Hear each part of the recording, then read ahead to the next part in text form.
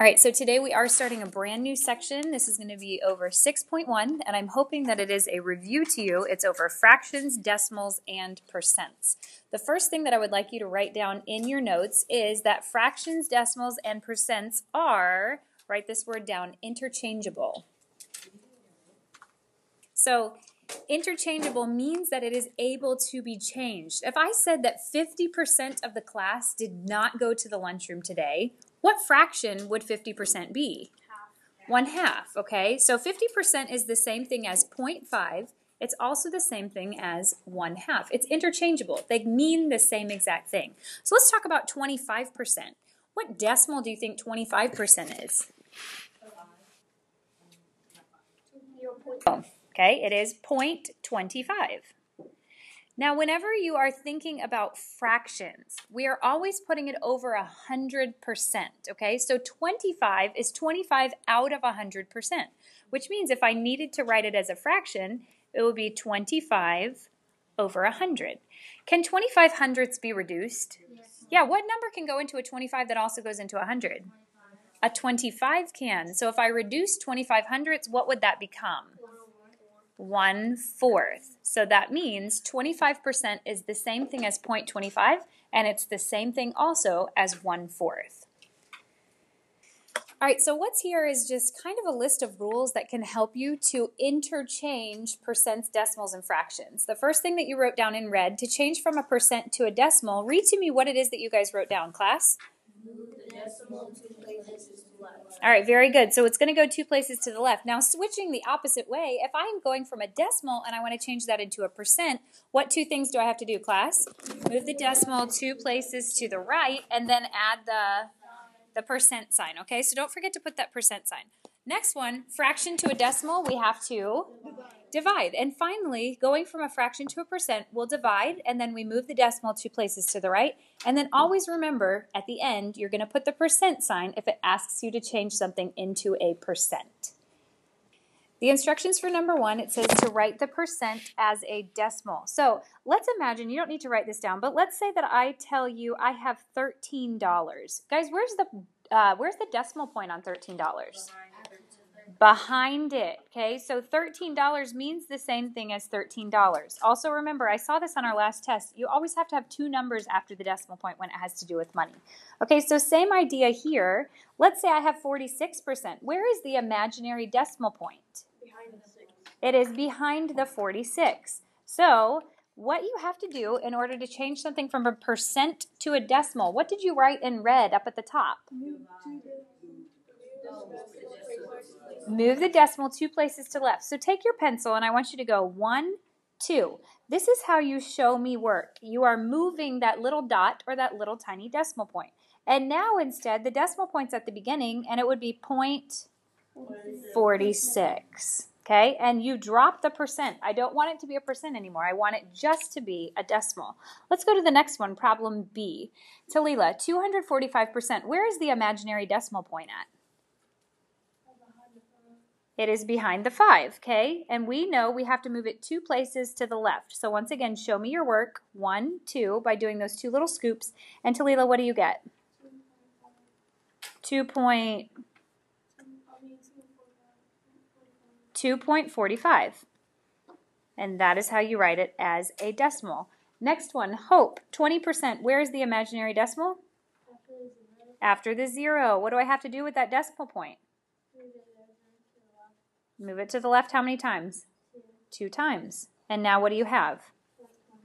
0.20. Now guys, which one of those can go away? The 2 or the 0? The 0. Anytime you have a 0 at the end, you do not need it there. So what I'm going to do is I'm actually going to erase it. And what's my answer? 0.2 is correct. Let's go on to the next one. That decimal point is not imaginary. Can you guys see where it's at? Yeah, it says 12.6 repeating percent. What do I have to do with the decimal point that I can see? Move it 2 places to the left. 1, 2. What am I left with now? 0.126. Which number is repeating? So I will only put the repeating sign on top of the 6. And 0.126 repeating is how I would write that as a decimal. Okay, so these instructions ask us to write the decimal as a percent. We're basically doing the opposite of what we just did in section number 1. Go back to your notes on the front page, and I want you to look for the instructions of what it tells us to do when I'm going from a decimal to a percent. There's 2 steps for this one. Everybody read me what it says. Move the decimal 2 places to the right and add the percent sign. Okay, so now basically it's just going in the opposite direction. If I move that 2 places to the right, what am I left with, guys? 5%. 5% is correct. And thank you for telling me to put the percent sign. Looking at the next one, Gavin, what should I do with that decimal point if I want it to become a percent? Move it to the right 2 times. Remember, the way you show me work is you actually put the little scoops and move the decimal point. Gavin, what's my new answer? 125%. That means 1.25 is the same thing as 125%. Ava, the next one, 0.0042. What should I do? You are correct. And what are you left with? 42%. Not 42%. Where's the decimal point? What is it? 0.42%. There you go, 0.42%. Guys, do I need to keep the zeros there? No. If I had zeros, it would go 0, 0, 0 like that. Anytime you have these zeros in front of the decimal point just as zeros, you do not need those, so I will get rid of those. A lot of times people get confused and they say, no, no, no, I'm not allowed to have a decimal point and a percent sign at the same time. That's incorrect. You are allowed to have a decimal point and a percent sign at the same time. The last one, Jalen, 0.6. What should I do with my decimal point? Move it 2 places to the right. Now, what should I put in that little scoop spot? A 0. When I think about this, I like to think of it as this little thing right here kind of looks like an egg carton. If I went to the store and I bought a carton of eggs, would I want it to come out empty? No, I would want eggs to be put in it. So if we make a little scoop, you need to drop a 0 or drop an egg into that carton. What am I left with now, Jalen? 60% is correct. Okay, so once again, we said they're interchangeable. 0.6 means the same thing as 60%. All right, for the next one, it asks us to write the fraction as a decimal and a percent. Go back to your notes at the very front. I gave you clear instructions of what to do. The first thing I want to do is change from a fraction to a decimal. What's it tell us to do in our notes? Divide. Here's the great thing. You guys are allowed to use calculators. So I'm going to put 4/5 into my calculator. How do I write that in my calculator? It is not 5 divided by 4. Always say the first number first, 4 divided by 5. When you put that into your calculator, Trenton, what do you get? 0.8.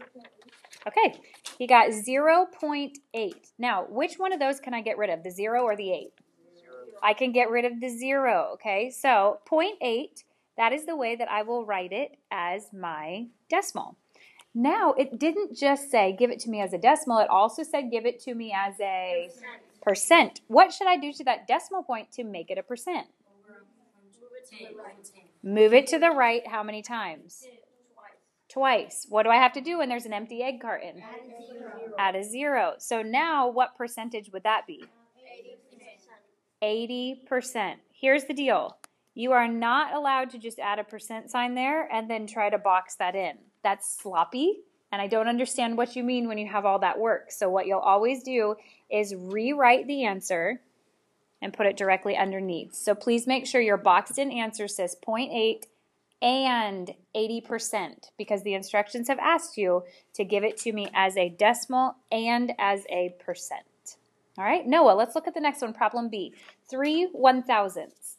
What would 3 1,000ths be as a decimal? 0.003. Okay, he got 0.003. Which of those zeros can you get rid of? The one in the front. Only the one at the very front. Am I allowed to get rid of these other 2 zeros?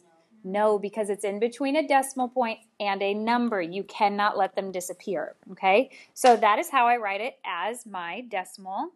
And how do I write that now, Noah, as a percent? You move the decimal 2 spaces to the right and add a percent sign. Okay, so what's my answer? 0.3%. You are correct. All right, I want you guys to try the next two on your own. Remember, you're writing it as a decimal and as a percent.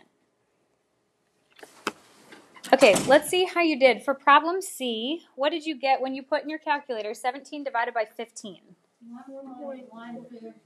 1.13 repeating. How many of you got tricked up because there was a repeating sign?